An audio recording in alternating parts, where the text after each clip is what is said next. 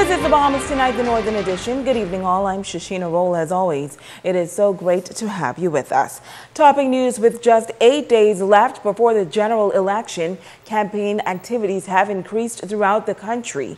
Here on Grand Bahama, the Progressive Liberal Party hosted a rally in the Western District, where the leader of the party made a major announcement and told supporters why the PLP is still the best choice for Grand Bahama at this time. A lively crowd of Progressive Liberal Party supporters gathered at the Harbor West Shopping Plaza in West Grand Bahama for the party's mass rally on Monday night. A number of local entertainers like Lil Joe Cartwright and the Cooling Waters, as well as international artist Peter Morgan of Morgan Heritage, wowed the crowd before the 5 candidates vying to be the next Member of Parliament for the various constituencies took to the podium to share their platform and the way forward should they be elected in the next general election. But it was the nation's leader and leader of the PLP, the Right Honorable Perry Christie, who brought the biggest news of the evening. It gives me a great deal of pleasure to announce that tomorrow afternoon is the official signing of the heads of agreement with Carnival Cruise Lines for the construction and development of a new cruise port in East Grand Bahama. Carnival, the world's largest cruise line, will invest up to $200 million in this project, which is in addition to their major investment in the Grand Bahama shipyard. Christie adds that this new investment will create many opportunities, with new jobs, new entrepreneurial opportunities, and everything from local handicrafts, art, entertainment, fishing, farm products, historic sites, retail, logistics, and more. All kinds of jobs. The PLP leader told those in attendance that now is not the time to pay attention to the naysayers. Tell them this is the same Prime Minister that they said in Parliament when he said Bahama will open, they say he's delusional. This is the same Prime Minister when they said that ain't true, it's true.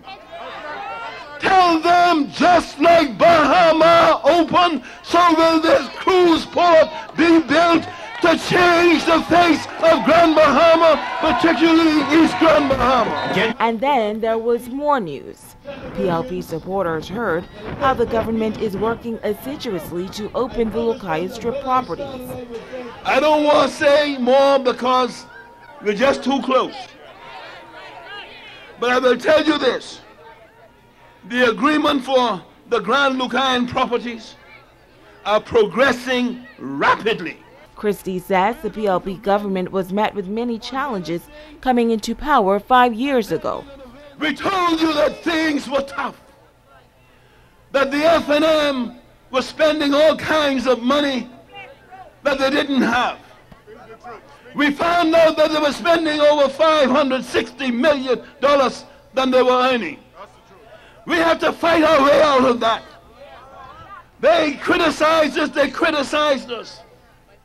But listen, we steadfastly set targets, and we were meeting those targets until the hurricanes came along. But instead of these brothers telling you what they're going to do, they are creating a mountain of lies. Lie after lie after lie. But he notes that his party stands on its many achievements, adding that the country has come too far to turn back now. Come May 10th, the nation's leader predicts that the Progressive Liberal Party will witness another sound of victory. Well, Progressive Liberal Party candidates also addressed those in attendance. Preston Cooper, candidate for East Grand Bahama, Norris Bain for Marco City, and Julian Russell for Central Grand Bahama say that together they are the best team to move Grand Bahama forward. It is inexcusable for East Grand Bahama not to be more advanced economically and infrastructurally. Need I remind you that by the stroke of a pen, East Grand Bahama was rendered economically paralyzed by the F&M government when they gave Hutchison exclusive rights to ports on the island of Grand Bahama. It was this progressive Liberal Party government, led by our esteemed Prime Minister, the Right Honorable Perry Glaston Christie, who successfully renegotiated that exclusive port rights provision. PLPs, I am ready to deliver Marco City by the grace of the Almighty into the winning column. Tonight I say, do the comparison. Compare us now as we approach the upcoming general election.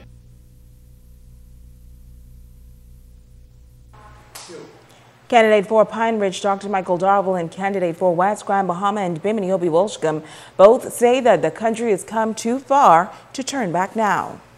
A desperate attempt to regain power, the Free National Movement is trying to ride on the PLP wave. They're trying to downplay what we have done here on the island of Grand Bahama and the foundation that we have laid in the last 5 years. But the devil is a liar. Keep the FNM out, and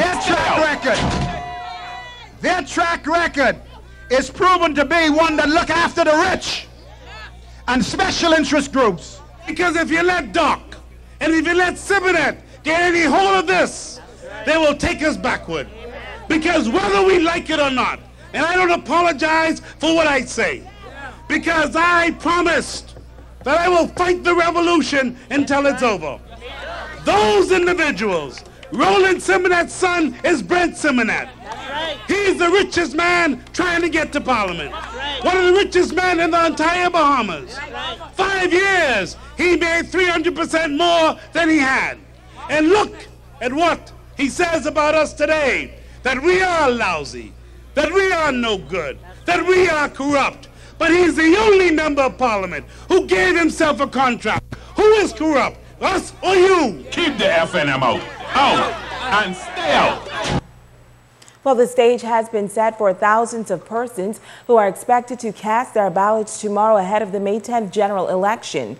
Staff at the Parliamentary Registration Department working well into the night, preparing for tomorrow's advanced poll. Teams have already been dispatched to overseas, including London, China, and New York. In other news, the Royal Bahamas Police Force making history with the largest promotion exercise ever. Another round of promotions for officers of the Royal Bahamas Police Force. Hundreds of them receiving long-awaited promotions yesterday. In fact, 851 promotions in effect as of January 1st. Now, the promotions include 2 superintendents to chief superintendents, 76 assistant superintendents to superintendents, 90 inspectors promoted to assistant superintendents, 107 sergeants promoted to inspectors, 253 corporals promoted to sergeants, while 323 constables were promoted to corporals. Stay with us, there's more news right after this.